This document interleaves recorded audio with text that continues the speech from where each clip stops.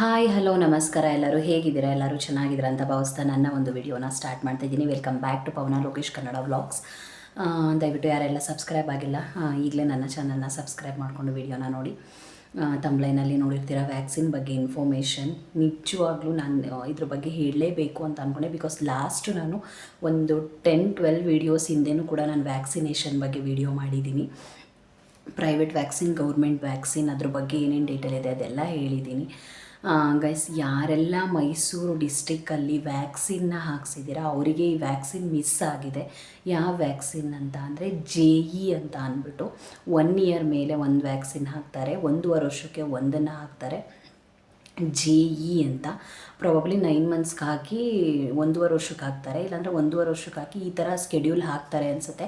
ಅದು ನನಗೆ ಕರೆಕ್ಟಾಗಿ ಗೊತ್ತಿಲ್ಲ ಯಾವ ಸ್ಕೆಡ್ಯೂಲಲ್ಲಿ ಹಾಕ್ತಾರೆ ಅಂತ. ಬಟ್ JE ಅನ್ನೋದು ಮೈಸೂರು ಡಿಸ್ಟಿಕಲ್ಲಿ ಯಾರೆಲ್ಲ ವ್ಯಾಕ್ಸಿನ್ ಹಾಕ್ಸಿದ್ದೀರಾ ಅವರೆಲ್ಲ ಒಂದು ಸಲ ಪೀಡಿಯಾಟ್ರಿಷನ್ನ ಮೀಟ್ ಮಾಡಿ ನಿಮ್ಮ ತಾಯಿ ಕಾರ್ಡ್ ಸ್ಕೆಡ್ಯೂಲ್ನ ಚೆಕ್ ಮಾಡಿಸಿ. ನಿಮ್ಮ ತಾಯಿ ಕಾರ್ಡ್ ಸ್ಕೆಡ್ಯೂಲ್ನಲ್ಲಿ JE ಹಾಕ್ಸಿಲ್ಲ ಅಂದರೆ ಮಕ್ಕಳಿಗೆ ದಯವಿಟ್ಟು ಹಾಕ್ಸಿ. JE ಜಪಾನೀಸ್ ಸಮಥಿಂಗ್ ನೇಮ್ ಬರುತ್ತೆ ಫುಲ್ ಫಾರ್ಮ್. ಬಟ್ JE ಈ ಒಂದು ವ್ಯಾಕ್ಸಿನ್ ಯೂಸ್ ಆಗುವಂಥದ್ದು ಮಕ್ಕಳಿಗೆ ಮೆದುಳು ಜ್ವರಕ್ಕೆ. ಮಕ್ಕಳಿಗೆ ಫೀವರ್ ಜಾಸ್ತಿ ಆಗಿ ಅದು ಬ್ರೈನ್ಗೆ ಅಟ್ಯಾಕ್ ಆಗುತ್ತೆ. ಅದು ಸ್ಪೈನಲ್ ಕಾರ್ಡ್ಗಾಗಲಿ ಮತ್ತು ನಮ್ಮ ಒಂದು ಬ್ರೈನ್ಗೆ ಅಟ್ಯಾಕ್ ಫೀವರ್ ಏನಾಗುತ್ತೆ ಅದನ್ನು ತಡೆಗಟ್ಟಬೇಕು ಅಂತ ಅಂದರೆ ಈ ವ್ಯಾಕ್ಸಿನ್ ಹಾಕ್ಸಿದ್ರೆ ಎಷ್ಟು ಒಂದು ಏನೇ ನೆಕ್ಸ್ಟು ಆಗುವಂಥ ಪ್ರಾಬ್ಲಮ್ನ ತಡೆಗಟ್ಟುತ್ತೆ ಈ ವ್ಯಾಕ್ಸಿನ್. ಹಾಗಾಗಿ ಯಾರೆಲ್ಲ ಈ ವ್ಯಾಕ್ಸಿನ್ನ JEನ ಹಾಕ್ಸಿಲ್ಲ, ಮೈಸೂರು ಡಿಸ್ಟಿಕಲ್ಲಿ ಈ ವ್ಯಾಕ್ಸಿನ್ ಹಾಕಿಲ್ಲ. ಹಾಗಾಗಿ ನೀವು ಕೇಳ್ಕೊಳ್ಳಿ, ಅಲ್ಲಿ ಸಿಸ್ಟರ್ಸ್ ಆಗಿರ್ಬೋದು, ಇಲ್ಲ ಗೌರ್ಮೆಂಟ್ ಹಾಸ್ಪಿಟಲ್ಗೆ ಹೋಗಿ ಅಲ್ಲಿ ಡಾಕ್ಟರ್ಸ್ನ ವಿಚಾರಿಸಿ, ಈ ಥರ ನಮ್ಮ ತಾಯಿ ಕಾರ್ಡಲ್ಲಿ ಎಂಟ್ರಿ ಆಗಿದೆಯಾ ನೋಡಿ JE ಅನ್ನೋ ವ್ಯಾಕ್ಸಿನ್ ಅಂತ ಅಂದ್ಬಿಟ್ಟು ಅಂತ. ಬಿಕಾಸ್ ನಾನು ನನ್ನ ಮಕ್ಕಳಿಗೆ 9 ಮಂತ್ಸ್ವರೆಗೂ ಮೈಸೂರು ಡಿಸ್ಟಿಕ್ ನಮ್ಮ ಅಮ್ಮ ಮನೆ ಮುಂಡೂರು ಸಾಲಿಗ್ರಾಮದ ಹತ್ರ, ಅಲ್ಲಿ ಮುಂಡೂರಲ್ಲೇ ಗೌರ್ಮೆಂಟ್ ಹಾಸ್ಪಿಟಲ್ ಇದೆ. ಆ ಹಾಸ್ಪಿಟಲಲ್ಲೇ ನಾನು ವ್ಯಾಕ್ಸಿನ್ ಹಾಕ್ಸಿದ್ದು ನನ್ನ ಟ್ವಿನ್ಸ್ ಇಬ್ಬರು ಮಕ್ಳಿಗೂ. ಬಟ್ ಅಲ್ಲಿ ವ್ಯಾಕ್ಸಿನ್ ಹಾಕಿಸಿದಾಗ 9 ಮಂತ್ಸ್ವರೆಗೂ ಹಾಕ್ಸಿದ್ದು. ಅಲ್ಲಿ ನಮಗೆ ಅವರು ಕೂಡ ಹೇಳಲಿಲ್ಲ ನಮಗೆ ಈ ಥರ JE ಅನ್ನೋ ವ್ಯಾಕ್ಸಿನ್ ಇಲ್ಲಿ ಅವೈಲೇಬಲ್ ಇಲ್ಲ. ಏಕೆಂದರೆ ಆ ವ್ಯಾಕ್ಸಿನ್ ಬಂದು ಕೆಲವು ಡಿಸ್ಟಿಕ್ಗಳಲ್ಲಿ ಮಾತ್ರ ಅವೈಲಬಿಲಿಟಿ ಇದೆ, ಕೆಲವು ಡಿಸ್ಟಿಕ್ಗಳಿಗೆ ಅದು ಅವೈಲಬಿಲಿಟಿ ಇಲ್ಲ, ಡಿಸ್ಟಿಕ್ಗಳಿಗೆ ಅದು ಸಪ್ಲೈ ಇಲ್ಲ. 1.5 ವರ್ಷದ್ದು ನಾನಿಲ್ಲಿ ಕೇರ್ಪೇಟೆ ಗೌರ್ಮೆಂಟ್ ಹಾಸ್ಪಿಟ್ಲಿಗೆ ಹಾಕ್ಸೋಣ ಅಂದ್ಬಿಟ್ಟು ಕರ್ಕೊಂಡು ಹೋದಾಗ ಅವ್ರು ಹೇಳಿದ್ದು ಒಂದು ಇಂಜೆಕ್ಷನ್ ಮಿಸ್ ಆಗಿದೆ JE ಅಂತ ಅಂದ್ಬಿಟ್ಟು. ಅದನ್ನು ನೀವು ಇವಾಗ ಹಾಕಿದ್ವಿ 1 ಡೋಸೇಜು 1.5 ವರ್ಷಕ್ಕೆ, ಕರೆಕ್ಟಾಗಿ ಇನ್ನೊಂದು ತಿಂಗಳು ಬಿಟ್ಕೊಬನ್ನಿ, ಇನ್ನೊಂದು ಡೋಸೇಜ್ ಹಾಕ್ತೀವಿ ಅಂತ ಹೇಳಿದ್ರು. ನಾನು ನನ್ನ ಮಕ್ಳಿಗೆ ಹಾಕಿಸ್ದೆ. ನನಗೆ ಗೊತ್ತಿರೋರಿಗೆ ಪ್ರತಿಯೊಬ್ಬರಿಗೂ ನಾನು ಹೇಳಿದೆ ಈ ಥರ ವ್ಯಾಕ್ಸಿನ್ ಮಿಸ್ ಆಗಿದೆ ಹಾಕಿಸಿ ಅಂತ. ಬಿಕಾಸ್ ನಾವು ಮಕ್ಕಳಿಗೆ ಒಳ್ಳೆ ಫುಡ್ ಎಷ್ಟು ಕೊಡ್ತೀವೋ ವ್ಯಾಕ್ಸಿನು ಅಷ್ಟೇ ಇಂಪಾರ್ಟೆಂಟ್. ಬಿಕಾಸ್ ನಾವು ಅವರಿಗೆ ಒಳ್ಳೆ ಆರೋಗ್ಯ ಕೊಡೋದು ನಮ್ಮ ಒಂದು ಜವಾಬ್ದಾರಿ. ಬಿಕಾಸ್ ಮಕ್ಕಳನ್ನ ಹೆತ್ತಿದ್ದೀವಿ ಅಂದ ತಕ್ಷಣ ಹೇಗೋ ಬೆಳ್ಕೋತಾರೆ ಅಂತ ಬಿಡೋದಕ್ಕಾಗಲ್ಲ. ಅವರು ತಮ್ಮ ಒಂದು ಆರೋಗ್ಯನಾಗಲಿ ತಮ್ಮ ಒಂದು ಕೆಲಸಗಳನ್ನ ತಾವೇ ಮಾಡ್ಕೊಳ್ಳೋವರಿಗೆ ಆದರೂ ನಮ್ಮ ಜವಾಬ್ದಾರಿಯಿಂದ ನಮ್ಮ ಮಕ್ಕಳನ್ನ ನಾವು ಸಾಕಬೇಕು. ಹಾಗಾಗಿ ಅವ್ರಿಗೆ ವ್ಯಾಕ್ಸಿನ್ ಸಿಗಲಿ ಅನ್ನೋ ಉದ್ದೇಶಕ್ಕೆ ನಾನು ಹೇಳಿದೆ. ಮೆದುಳು ಜ್ವರ, ಫೀವರ್ ಜಾಸ್ತಿಯಾಗಿ ಬ್ರೈನ್ಗೆ ಅಟ್ಯಾಕ್ ಆಗಿ ಅದು ತುಂಬಾ ಪ್ರಾಬ್ಲಮ್ ಆಗುತ್ತೆ ಗಾಯ್ಸ್, ನಿಜವಾಗ್ಲೂ. ಅದರಿಂದ ಸ್ವಲ್ಪ ನಮ್ಮ ಮಕ್ಕಳನ್ನ ನಾವು ಕಾಪಾಡ್ಕೋಬೇಕು ಅಂದರೆ ಈ ವ್ಯಾಕ್ಸಿನ್ನ ಹಾಕಿಸಿ ಕೇಳಿಬಿಟ್ಟು, ಮೈಸೂರು ಡಿಸ್ಟಿಕಲ್ಲಿ ಯಾರ್ಯಾರು ವ್ಯಾಕ್ಸಿನ್ನ ಹಾಕ್ಸಿದ್ದೀರಾ ಅವರು ಕೇಳಿಬಿಟ್ಟು ಈ ಥರ JE ವ್ಯಾಕ್ಸಿನ್ ಆಗಿದೆಯಾ ಅಂತ ತಾಲೂಕು ಹಾಸ್ಪಿಟಲ್ಗೆ ಹೋಗಿ ಕೇರ್ನಗರ್ಗೆ ಅಲ್ಲಿ ವಿಚಾರಿಸಿ ಎಲ್ಲಿ ಅವೈಲೇಬಿಲಿಟಿ ಇದೆ ಅಲ್ಲಿ ಈ ವ್ಯಾಕ್ಸಿನ್ನ ಹಾಕಿಸಿ. ಅವೈಲೇಬಿಲಿಟಿ ಇಲ್ಲ ಅಂತ ಅಂದ್ರೂ ಪ್ರೈವೇಟಲ್ಲಾದರೂ ಸರಿ ವ್ಯಾಕ್ಸಿನ್ನ ಹಾಕಿಸಿ. ಫಾರ್ ಎಕ್ಸಾಂಪಲ್ ಪೀಡಿಯಾಟ್ರಿಷನ್ ಪ್ರೈವೇಟಲ್ಲಿ ಸಿಗ್ತಾರೆ, ಅವ್ರನ್ನ ತಾಯಿ ಕಾರ್ಡ್ ತೋರಿಸಿ ಅವ್ರಿಗೆ ವಿಚಾರಿಸಿ ಈ ಥರ ವ್ಯಾಕ್ಸಿನ್ ಆಗಿದೆಯಾ ಇಲ್ವಾ ಅಂತ ವಿಚಾರಿಸ್ಬಿಟ್ಟು ವ್ಯಾಕ್ಸಿನ್ನ ಹಾಕಿಸಿ. ಅದು ನಾನಲ್ಲಿ ಸಿಸ್ಟರ್ ಅವ್ರಿಗೆ ಹೇಳಿದ್ದು ಪ್ರಾಬಬ್ಲಿ ತಾಲೂಕು ಹಾಸ್ಪಿಟಲಲ್ಲಿ ಸಿಗುತ್ತೋ ಏನೋ ನನಗೆ ಗೊತ್ತಿಲ್ಲ. ಬಟ್ ಮೈಸೂರಿಗೆ ಸಪ್ಲೈ ಇಲ್ಲ ಅಂತಲೇ ಅವ್ರು ನನಗೆ ಹೇಳಿದ್ದು. ಮೈಸೂರು ಡಿಸ್ಟಿಕ್ಕಿಗೆ ಈ ವ್ಯಾಕ್ಸಿನ್ ಸಪ್ಲೈ ಇಲ್ಲ ಅಂತಲೇ ನನಗೆ ಹೇಳಿದ್ದು. ಹಾಗಾಗಿ ನಾನು KRಪೇಟೆ ಗೌರ್ಮೆಂಟ್ ಹಾಸ್ಪಿಟಲಲ್ಲಿ ಈ ವ್ಯಾಕ್ಸಿನ್ನ ಹಾಕ್ಸಿದ್ದು. ಗೈಸ್, ಈ ಥರ ಎಲ್ಲ ಆದರೆ ಅವ್ರು ನಮಗೆ ಅಟ್ಲೀಸ್ಟ್ ಹೇಳಬೇಕಲ್ವ, ಈ ವ್ಯಾಕ್ಸಿನ್ ಈ ಡಿಸ್ಟಿಕಲ್ಲಿ ಇಲ್ಲ ಹಾಗಾಗಿ ನಾವು ಹಾಕ್ಸಿಲ್ಲ, ನಿಮಗೆ ಬೇಕಾದರೆ ಪ್ರೈವೇಟಲ್ಲಿ ಹಾಕಿಸ್ಕೊಳ್ಳಿ ಅಂತನಾದರೂ ಅವ್ರು ನಮಗೆ ಹೇಳಬೇಕು. ಇಲ್ಲಾಂದರೆ ನಮ್ಗೆ ಹೇಗೆ ಗೊತ್ತಾಗುತ್ತೆ ಅಲ್ವಾ? ಯಾವ ತಾಯಿ ತಾನೇ ಮಕ್ಳಿಗೆ ವ್ಯಾಕ್ಸಿನ್ ಹಾಕ್ಸೋದ್ರಲ್ಲಿ ನೆಗ್ಲಿಜೆನ್ಸಿ ಮಾಡ್ತಾಳೆ. ಬಟ್ ಅದು ಸದ್ಯ ಹೇಗೋ ಗಾಡ್ ಗ್ರೇಸ್ ವ್ಯಾಕ್ಸಿನ್ ಹಾಕ್ಸಾಯಿತು. ಪ್ರೈವೇಟ್ ವ್ಯಾಕ್ಸಿನ್ಸ್ ಬಗ್ಗೆನೇ ನಾನು ಒಂದು ವಿಡಿಯೋನ ಮಾಡಿದ್ದೀನಿ. ಆದಷ್ಟು ತುಂಬ ಅಲ್ಲದೆ ಹೋದ್ರೂ ಸ್ವಲ್ಪನಾದರೂ ಪ್ರೈವೇಟ್ ವ್ಯಾಕ್ಸಿನ್ಸ್ನ ಹಾಕಿಸಿ. ಚಿಕನ್ ಪಾಕ್ಸ್ದಾಗಲಿ, ನಿಮೋನಿಯಾದಾಗಲಿ, ಟೈಫಾಯ್ಡ್ದಾಗಲಿ ಆದಷ್ಟು ಹಾಕಿಸಿ. ಮಕ್ಕಳಿಗೆ ಹುಟ್ಟಿದ ತಕ್ಷಣ ಪೋಲಿಯೋ ಬಾಯಿಗೆ ಹಾಕ್ತಾರೆ ಡ್ರಾಪ್ಸು, ಮತ್ತು BCG ಮತ್ತು ಹೆಪಟೈಟಿಸ್ ಬಿ ಹುಟ್ಟಿದ ತಕ್ಷಣವೇ ಹಾಕ್ತಾರೆ. ಹೆಪಟೈಟಿಸ್ ಬಿ ಸ್ವೆಟ್ಟಿಂದನೂ ಸ್ಪ್ರೆಡ್ ಆಗುತ್ತೆ, ಹಾಗಾಗಿ ಹೆಪಟೈಟಿಸ್ ಬಿ BCG ತಪ್ಪದೆ ಹಾಕ್ತಾರೆ. ಇನ್ನೊಂದು ಪೋಲಿಯೋ ಬಾಯಿಗೆ ಹಾಕ್ತಾರೆ. ಅದಾದಮೇಲೆ ವ್ಯಾಕ್ಸಿನ್ ಸ್ಕೆಡ್ಯೂಲ್ಸ್ ಏನೇನಿದೆ ಅದನ್ನು ಕರೆಕ್ಟಾಗಿ ಫಾಲೋ ಮಾಡಿ. ಯಾವ ವ್ಯಾಕ್ಸಿನ್ಸ್ನು ಮಕ್ಕಳಿಗೆ ಬಿಡಬೇಡಿ. ಆದಷ್ಟು ನಿಮ್ಮ ಕೈಲಿ ಆದರೆ ಪ್ರೈವೇಟ್ ವ್ಯಾಕ್ಸಿನ್ಸ್ ಒಂದು 3-4 ಆದ್ರೂ ಮಕ್ಳಿಗೆ ಹಾಕಿಸಿ. ಬಿಕಾಸ್ ಇವಾಗಿನ ಫುಡ್ಡು, ಇವಾಗಿನ ಹೆಲ್ತು ಕಂಪ್ಲೀಟಾಗಿ ಹಾಳಾಗೋಗಿದೆ. ಅದು ಮಕ್ಕಳನ್ನ ನಾವು ಕಾಪಾಡಬೇಕು ಅಂದರೆ ಏನೂ ಮಾಡೋಕ್ಕಾಗಲ್ಲ. ಆದಷ್ಟು ಪ್ರೈವೇಟ್ ವ್ಯಾಕ್ಸಿನ್ಸ್ ಒಂದು 2-3 ಆದ್ರೂ ಎಕ್ಸ್ಟ್ರಾ ಆ್ಯಡ್ ಮಾಡಿಕೊಡಿ ನಿಮ್ಮ ಒಂದು ಗೌರ್ಮೆಂಟ್ ವ್ಯಾಕ್ಸಿನ್ಸ್ಗೆ. ನಮ್ಮಮ್ಮ ನಮ್ಗೆ ಹಾಕ್ಸಿದ್ದು ಇಷ್ಟೇ, ನಾವು ಹಾಕ್ಸೋದು ಇಷ್ಟೇ. ನೋಡಿ, ಗೌರ್ಮೆಂಟಿಂದ ಸಪ್ಲೈ ಇದೆ, ಇದು ತುಂಬ ಇಂಪಾರ್ಟೆಂಟ್ ವ್ಯಾಕ್ಸಿನ್, ಬಟ್ ಮಿಸ್ ಆಗಿದೆ. ಮೈಸೂರು ಡಿಸ್ಟಿಕ್ ಸಪ್ಲೈ ಇಲ್ಲ ಅಂದ್ಬಿಟ್ಟು ಮಿಸ್ ಮಾಡಿದ್ದಾರೆ. ಬಟ್ ಗೌರ್ಮೆಂಟಿಂದನೇ ಇದು ಸಪ್ಲೈ ಮಾಡ್ತಿದ್ದಾರೆ ಅಂದರೆ ಕೆಲವೊಂದು ಡಿಸ್ಟಿಕ್ ಕೊಡ್ತಿದ್ದಾರೆ, ಕೆಲವೊಂದು ಡಿಸ್ಟಿಕ್ ಇಲ್ಲ. ಅದು ಏನಕ್ಕೆ ಅನ್ನೋದು ನನಗೆ ಗೊತ್ತಿಲ್ಲ, ಕ್ಲಾರಿಟಿ ಇಲ್ಲ. ಬಟ್ ಎಲ್ಲ ಡಿಸ್ಟಿಕ್ಕು ಎಲ್ಲ ವ್ಯಾಕ್ಸಿನ್ಸು ಸಪ್ಲೈ ಆಗೋ ರೀತಿ ಆಗಲಿ. Because every child important. ನಿಜವಾಗ್ಲೂ ಒಂದು ತಾಯಿ ಮಗುನ ಹೆರಬೇಕಾದ್ರೆ ಎಷ್ಟು ಕಷ್ಟಪಟ್ಟಿರ್ತಾಳೆ.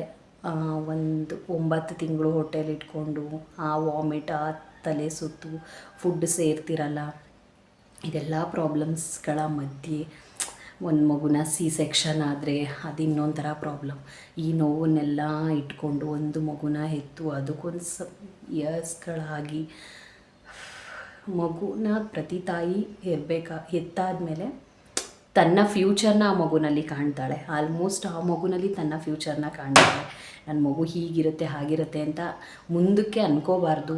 ಭವಿಷ್ಯ ಏನಿರುತ್ತೋ ಅಂತ ಎಷ್ಟೇ ಜನ ಹೇಳಿದ್ರು ತಾಯಿ ತನ್ನ ಮಗುನ ಆ ಫ್ಯೂಚರ್ನ ಒಂದು ಕನಸಲ್ಲಿ ಕಟ್ಕೊಬಿಟ್ಟಿರ್ತಾಳೆ. ನನ್ನ ಮಗು ಫ್ಯೂಚರ್ ಹೀಗಿರಬೇಕು ಹಾಗಿರಬೇಕು ಅನ್ನೋದು ಅದು ಪ್ರತಿಯೊಬ್ಬರು ತಾಯಿ ಮೈಂಡಲ್ಲೂ ಇರುತ್ತೆ. ಬಟ್ ಅವರಿಗೆ ಒಳ್ಳೆಯ ಆರೋಗ್ಯ ಇರಬೇಕು ಅಂತ ಅಂದರೆ ಇದೆಲ್ಲ ಒಂದು ಸ್ಟೇಜಸ್, ಮಗು ಬೆಳವಣಿಗೆಲಿ ಒಂದು ಸ್ಟೇಜಸ್ ಅಂತ ಹೇಳ್ತಾರಲ್ಲ, ಹಾಗೆ ವ್ಯಾಕ್ಸಿನ್ಸ್ ಕೂಡ ಒಂದು ಇಂಪಾರ್ಟೆಂಟ್ ರೋಲ್ನ ಪ್ಲೇ ಮಾಡುತ್ತೆ ಮಗು ಒಂದು ಲೈಫ್ ಗ್ರೋತಲ್ಲಿ. ಗೈಸ್, ಯಾರೆಲ್ಲ ಮಿಸ್ ಮಾಡ್ಕೊಂಡಿದ್ರೆ ದಯವಿಟ್ಟು ವ್ಯಾಕ್ಸಿನ್ಸ್ನ ಹಾಕಿಸಿ, ಮರಿಬೇಡಿ. JE ಅಂತ ಅಂದ್ಬಿಟ್ಟು ಮೈಸೂರಲ್ಲಿಗೆ ಸಪ್ಲೈ ಇಲ್ಲ. ನಿಮ್ಮ ತಾಯಿ ಕಾರ್ಡನ್ನ ತೊಗೊಂಡೋಗಿ ತೋರಿಸಿ ಪೀಡಿಯಾಟ್ರಿಷಿಯನ್ಗೆ. ಹಾಕ್ಸಿಲ್ಲ ಅಂದರೆ ಹಾಕಿಸಿ, ಮಿಸ್ ಮಾಡಿಬಿಡಿ. ನಾನು ಇದು ವಿಡಿಯೋನ ಮಾಡಲೇಬೇಕು ಅಂತ ಅನ್ನಿಸ್ತು. ಬಿಕಾಸ್ ಅದ್ರ ಬಗ್ಗೆ ನಂಗೆ ವಿಡಿಯೋದಲ್ಲಿ ಮಾತಾಡೋಕ್ಕೂ ಇಷ್ಟ ಇಲ್ಲ. ತುಂಬ ಬೇಜಾರಾಗುವಂಥ ವಿಷಯ ನಾನು ನೆನ್ನೆ ಕೇಳಿದ್ದು. ಅದ್ರ ಬಗ್ಗೆ ಮಾತಾಡೋದಕ್ಕೆ ನನಗೆ ಇಷ್ಟವೂ ಕೂಡ ಇಲ್ಲ, ವಿಡಿಯೋದಲ್ಲಿ ಹೇಳೋವಂಥ ವಿಷಯನೂ ಅಲ್ಲ. ಬಟ್ ಯಾವ ಮಕ್ಳಿಗೂ ಅಷ್ಟೇ ಆಯಸ್ಸು ಅನ್ನೋದನ್ನ ಕೊಟ್ಟರೆ ಮಾತ್ರ ಈ ಜಗತ್ತಿಗೆ ಕೊಡೋದೇವ್ರೆ. ಇಲ್ಲ ಅಂದರೆ ಮಕ್ಕಳನ್ನೇ ಕೊಡಬೇಡ ಯಾವ ತಾಯಿಗೂ. ನೀನು 10 ಮಕ್ಕಳನ್ನೇ ಕೊಡದೆ 20-30 ವರ್ಷ ಇಡೋದು ಒಂದೇ, ಕೊಟ್ಟು ಮಗುನ ಕಿತ್ಕೊಳ್ಳೋದು ಒಂದೇ ನನ್ನ ಪ್ರಕಾರ. ಅದು ಒಂದೇ ಅಂತಲೂ ಹೇಳೋಕ್ಕಾಗಲ್ಲ, ಇನ್ನೂ ಜಾಸ್ತಿನೇ ಪೇಯ್ನ್ ಇರುತ್ತೆ. ಯಾವ ಮಕ್ಕಳನ್ನು ಕೊಟ್ಟು ಯಾವ ತಾಯಿಯಿಂದನೂ ದೂರ ಮಾಡಬೇಡ. ಏಕೆಂದರೆ ಸಮ್ ಇಯರ್ಸ್ ಜೊತೆಲೇ ಮಲಗುತ್ತೆ, ಜೊತೆಲೇ ಪುಟ್ಟ ಹೆಜ್ಜೆ ಇಡುತ್ತೆ. ನಾವು ತಿನ್ನಿಸಿದ ಊಟದಲ್ಲಿ ತಿನ್ಕೊಂಡು ಬೆಳೆಯುತ್ತೆ. ನಮ್ಮಮ್ಮ ತಂದೆ ಬಾಂಡಿಂಗ್ ನನಗೆ ಗೊತ್ತಿಲ್ಲ, ಬಟ್ ತಾಯಿ ಜೊತೆ ಒಂದು ಬಾಂಡಿಂಗ್ ಇದೆಯಲ್ಲ, ಆ ಬಾಂಡಿಂಗ್ ನಿಜವಾಗ್ಲೂ ನಮ್ಮ ಅಪ್ಪ ಅಮ್ಮ ಬಾಂಡಿಂಗ್ ಆಗಲಿ, ಗಂಡನ ಬಾಂಡಿಂಗ್ ಆಗಲಿ, ಅಕ್ಕ ತಂಗಿ ಬಾಂಡಿಂಗ್ ಆಗಲಿ, ಅಣ್ಣ ತಮ್ಮ ಬಾಂಡಿಂಗ್ ಆಗಲಿ, ಎಲ್ಲನೂ ಮೀರಿದ ಬಾಂಡಿಂಗ್. ನಿಜವಾಗ್ಲೂ ಜಗತ್ತಲ್ಲಿ ಏನಾದ್ರು ಒಂದು ಶ್ರೇಷ್ಠವಾದ ಬಾಂಡಿಂಗ್ ಇದೆ ಅಂತ ಅಂದರೆ ತಾಯಿ ಮಕ್ಕಳು ಬಾಂಡಿಂಗ್. ನಿಜವಾಗ್ಲೂ ತಾಯಿ ಮಕ್ಕಳು ಬಾಂಡಿಂಗ್ ಎಷ್ಟು ನಿಜವಾಗ್ಲೂ ಏನೂ ಒಂದು ಸ್ವಾರ್ಥನೇ ಇಲ್ಲದೇ ಇರುವಂಥ ಒಂದು ಬಾಂಡಿಂಗ್ ಅಂತಲೇ ಹೇಳ್ಬೋದು. ಯಾಕೆಂದರೆ ಆ ಮಗುಗೆ ತನ್ನ ತಾಯಿ ಬಿಟ್ಟರೆ ಬೇರೆ ಪ್ರಪಂಚನೇ ಗೊತ್ತಿರಲ್ಲ. ತಾಯಿ ಏನು ತಿನ್ನಿಸ್ತಾಳೋ ಅದನ್ನು ತಿನ್ನುತ್ತೆ, ಏನು ತೋರಿಸ್ತಾಳೋ ಅದನ್ನು ಕಲಿಯುತ್ತೆ, ಏನು ಹೇಳ್ಕೊಡ್ತಾಳೋ ಅದನ್ನು ಕಲಿಯುತ್ತೆ. ಬಟ್ ಆ ತಾಯಿ ಜೊತೆ ಆ ಮಗುಗೂ ಆ ತಾಯಿಗೂ ಒಂದು ರಿಲೇಷನ್ಶಿಪ್ ಬೆಳ್ಕೊಳ್ತಾ ಹೋಗುತ್ತೆ. ಅದೆಲ್ಲ ಒಂದಲ್ಲ ಒಂದಿನ ಅದು ಯಾವುದೂ ನನ್ನ ಡೈಲಿ ರೂಟೀನಲ್ಲಿಲ್ಲ. ನನ್ನ ಮಗುನೇ ಇಲ್ಲ ಇವತ್ತು ನನ್ನ ರೂಟೀನಲ್ಲಿ. ನಾನು ಒಬ್ಬಳೇ, ನಾನಿವತ್ತು ನನ್ನ ಮಗುಗೆ ತಿನ್ಸಂಗಿಲ್ಲ, ಅದು ನನ್ನ ಜೊತೆ ಮಲಗಲ್ಲ. ಇದೆಲ್ಲ ಪ್ರತಿ ಕ್ಷಣ ಒಬ್ಬಳು ತಾಯಿಗೆ ನಿಜವಾಗ್ಲೂ ಎಷ್ಟು ನೋವು ಕೊಡುತ್ತೆ ಅಂದರೆ, ನಾನು ಒಬ್ಬಳು ತಾಯಿಯಾಗಿ ಅದನ್ನು ನೆನ್ಕೊಳಕ್ಕೆ ತುಂಬಾ ಬೇಜಾರಾಗುತ್ತೆ. ನೆನ್ನೆ ಅಷ್ಟು ಕಹಿಯಾದ ವಿಷಯನ ಕೇಳಿದೆ. ನನಗೆ ನಿಜ ಹೋಗೋಕ್ಕೂ ಕೂಡ ಆಗಲಿಲ್ಲ. ನಂಗೆ ನೋಡೋಕ್ಕೂ ಇಷ್ಟ ಇಲ್ಲ ಆ ಸಿಚುವೇಶನ್. ನಂಗೆ ನೋಡೋಕ್ಕೆ ನಿಜ ಇಷ್ಟ ಇಲ್ಲ. ನಾನು ದೇವ್ರನ್ನ ಕೇಳ್ಕೊಳ್ಳೋದು ಇಷ್ಟೇ, ಆಯಸ್ಸನ್ನ ಕೊಡೋದಾದರೆ ಮಾತ್ರ ಮಕ್ಕಳನ್ನ ಕೊಡು. ಇಲ್ಲಾಂದರೆ ಯಾವ ತಾಯಿಗೂ ಮಕ್ಕಳನ್ನೇ ಕೊಡಬೇಡ, ಬಂಜೆಯಾಗಿ ಇರಿಸ್ಬಿಡ್ಬೇಕಾದ್ರೆ. ಆಯಸ್ಸನ್ನ ಕೊಡೋದಾದರೆ ಮಾತ್ರ ಮಕ್ಕಳನ್ನ ಕೊಡು. ಓಕೆ ಗೈಸ್, ಹೆಲ್ತ್ ಕೂಡ ಸರಿ ಇಲ್ಲ. ಓಕೆ, ನನ್ನ ಒಂದು ವಿಡಿಯೋನ ಇಲ್ಲಿಗೆ ಮುಗಿಸ್ತೀನಿ. ಬಿಕಾಸ್ ನಾನು ಈ ವಿಡಿಯೋನ ಮಾಡೋ ಉದ್ದೇಶ ಇಷ್ಟೇ, ನಿಜವಾಗ್ಲೂ ಬೇರೆ ಮಕ್ಳಿಗಾದರೂ ಒಳ್ಳೇದಾಗಲಿ, ನಿಜವಾಗ್ಲೂ ವ್ಯಾಕ್ಸಿನ್ನ ಹಾಕಿಸಿ.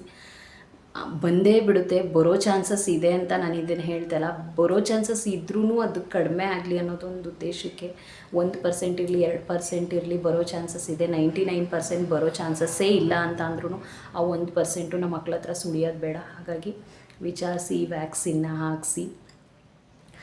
ನನಗೆ ಈ ವಿಡಿಯೋ ಮಾಡಲೇಬೇಕು ಅಂತ ನಂಗೆ ನೈಟಿಂದ ಅನ್ನಿಸ್ತು, ಹಾಗಾಗಿ ಮಾಡಿದೆ. ಎಷ್ಟೋ ತಾಯಂದರು ಓಕೆ ಗೊತ್ತಾದರೆ ತುಂಬ ಒಳ್ಳೆಯದು, ಎಷ್ಟೋ ಮಕ್ಳಿಗೆ ಸಿಕ್ಕಿದ್ರೆ ಆ ಪುಣ್ಯ ನನ್ನ ಮಕ್ಳಿಗೆ ಸಿಗಲಿ ಅನ್ನೋ ಒಂದು ಉದ್ದೇಶಕ್ಕೆ ಈ ವಿಡಿಯೋನ ಮಾಡಿದ್ದಷ್ಟೇ. ಓಕೆ ಗೈಸ್, ಇಲ್ಲಿಗೆ ನನ್ನ ಒಂದು ವಿಡಿಯೋನ ಎಂಡ್ ಮಾಡ್ತಾಯಿದ್ದೀನಿ. ಯಾರೆಲ್ಲ ವಿಡಿಯೋ ನೋಡ್ತಿದ್ದೀರಾ ದಯವಿಟ್ಟು ಸಬ್ಸ್ಕ್ರೈಬ್ ಮಾಡಿಕೊಂಡು ವಿಡಿಯೋನ ನೋಡಿ. ವಿಡಿಯೋ ಇಷ್ಟವಾದಲ್ಲಿ, ಯೂಸ್ಫುಲ್ ಆದಲ್ಲಿ ಲೈಕ್ ಮಾಡಿ, ಕಮೆಂಟ್ ಮಾಡಿ, ಶೇರ್ ಮಾಡಿ. ಎಲ್ಲ ಮಕ್ಕಳಿಗೂ ಒಳ್ಳೆಯದಾಗಲಿ, ಎಲ್ರಿಗೂ ಒಳ್ಳೆಯದಾಗಲಿ. Thank you so much. Bye.